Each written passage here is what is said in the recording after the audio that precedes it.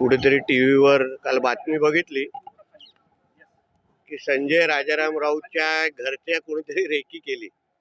आता मला पहिल्यांदा अनुभव आहे की मच्छर मारण्यासाठी पण रेकी करायला लागते. मच्छर मारण्यासाठी गुड नाईटचं कॉईल लावायला लागतं, त्याला रेकी करण्याची गरज नाही.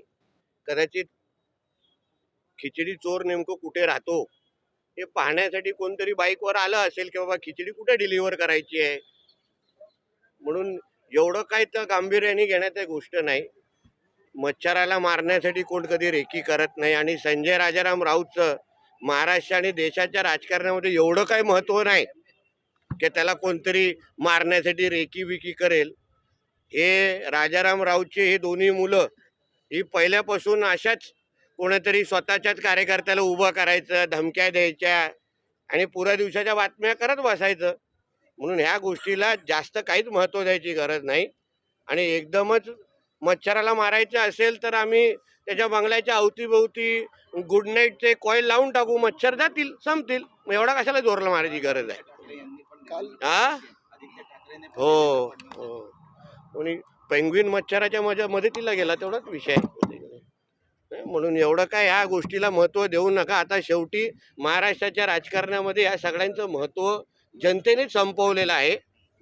म्हणून एकाने मारल्यासारखं करायचं, दुसऱ्याने एकदम जाऊन संरक्षण मागायचं. मला या महाराष्ट्रामध्ये एक असा व्यक्ती सांगा जो आपले हात खराब करून घेईल संजय राजाराम राऊतवर काय करण्यासाठी. आणि ह्याच्या अगोदर पण तुम्हाला आठवत असेल अशी एक घटना झालेली, पोलिसांच्या चौकशीमध्ये नंतर असं कळलं हा त्यांचाच कार्यकर्ता होता.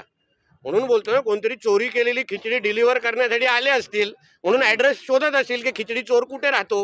एवढाच विषय आहे, जास्त महत्व देऊ नका त्या गोष्टीला. काल कारागृह सुधारणा विधेयकासंदर्भात चर्चा करताना आदित्य ठाकरे म्हणत होते की राजकीय आर्थिक फसवणूक केलेले आंदोलक असतात त्यांसाठी वेगवेगळी व्यवस्था जेलमध्ये करण्याची गरज आहे. इतकंच नाही तर AI आणि CCTV सुद्धा यंत्रणा वापरली पाहिजे. हो, कारण का AI आणि CCTV फुटेज असतं तर खूप सामूहिक बलात्कार करणारे आरोपी आता आतमध्ये असते. पण त्यांनी हे असं उदाहरणं स्वतःपासून सुरू करायची. स्वतः सत्तेमध्ये असताना CCTV डिलीट करण्यासाठी, आपले स्वतःचे कारनामे वाचवण्यासाठी CCTV डिलीट करायची आणि सभागृहामध्ये मोठं AI आणि CCTVची मागणी करायची.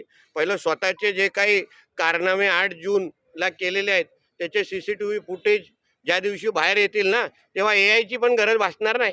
साहेब, मॅट्रिक्सचा सर्वे आला आणि त्यानुसार पंतप्रधान नरेंद्र मोदींच्या प्रसिद्धीमुळे महाराष्ट्रात, हरियाणात भाजपला मोठा यश मिळालंय. तर राहुल गांधींचा संविधान बदलाचा मुद्दा मतदारांनी पण ह्याच्यासाठी मॅट्रिक्सच्या सर्वेची काय गरज आहे?